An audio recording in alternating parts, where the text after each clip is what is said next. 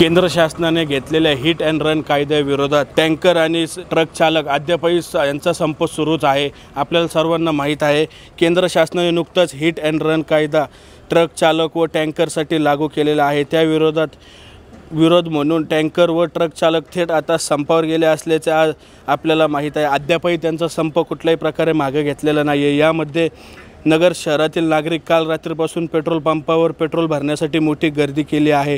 यामुळे पेट्रोल पंपावर देखील इंधनाचा तुटवडा निर्माण झाला असल्याचं यामध्ये आपल्याला स्पष्ट होत आहे। या संपामुळे नागरिकांचे प्रचंड हाल होत आहे। महाराष्ट्रासह अनेक राज्यांमध्ये माल वाहतुकीवर परिणाम झाला असल्याचे आपल्याला माहिती आहे।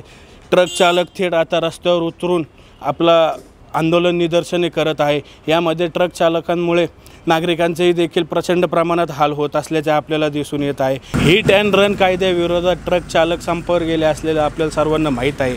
यामुळे आपण थेट ट्रक चालकांशी आपण संवाद साधूया। प्रमुख त्यांच्या मागण्या काय आहे या त्यांच्याकडून आपण जाणून घेऊयात।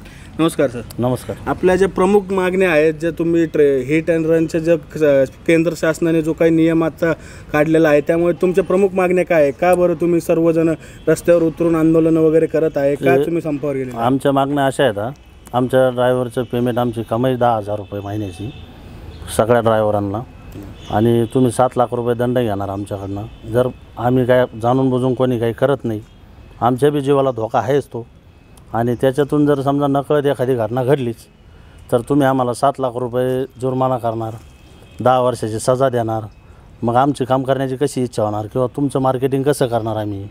यामध्ये जे तुमचे ड्रायव्हर आहे ते जवळजवळ 2-2, 3-3 महिने आपण घरी जात नाहीये। हो, त्यामध्ये सुद्धा तुम्ही प्रामुख्याने तुमच्या राज्यामध्ये अनेक ठिकाणी मागणी होत आहे, आम्ही घरी सुद्धा जात नाही, आम्हाला पेमेंट कमी असल्यामुळे। तरी तुम्हाला सरकार म्हणते की आम्हाला 7 लाख रुपये पूर्णपणे भरपाई द्या किंवा 5 लाख रुपये द्या, त्यावर तुमचं काय मत आहे? सरकारला आता काय, आता त्यांचं काय म्हणणं, सरकारला पैसे कशासाठी लागतात, आता कशासाठी नाही हे तर आम्ही बोलू शकत नाहीत ना। किंवा पैसे ड्रायव्हरला कमाई तेवढी 7 लाख रुपये 5 लाख रुपये देण्याची तेवढी त्याची कुवत नाही ना। त्याचा प्रपंच किती, त्याचे घरचे कुठं जाणार, ते काय खाणार? तुम्ही पैसे घेतल्यानंतर तो कुठं जाणार, काय मागणार? तो 3 दिवसाचा तुम्ही अल्टिमेटम दिलेला आहे। 3 दिवसात जर तुमच्या मागण्या पूर्ण नाही झाल्या तर त्याची पुढची भूमिका तुमची काय? पुढची भूमिका अशी राहणार आहे, आम्ही गाड्या बंद करून टाकणार, आमच्या ड्रायव्हरांना सुट्टी देणार, आम्ही स्वतः सुद्धा घरी जाणार। म्हणजे पूर्णपणे तुम्ही संप बंद करणार आम्ही। हो, निश्चितच आपण ऐकलं असेल की आता ड्रायव्हर चालकही स्वतः म्हणतात की आम्ही पूर्णपणे यावर संपावर जाणार आहे। त्यामुळे सरकारने आमच्या लवकरात लवकर मागणी पूर्ण करावा अशी त्यांची मागणी आहे। कॅमेरामॅन मोहसिन खानसह अनिकेत गवळी, न्यूज 24 अहमदनगर।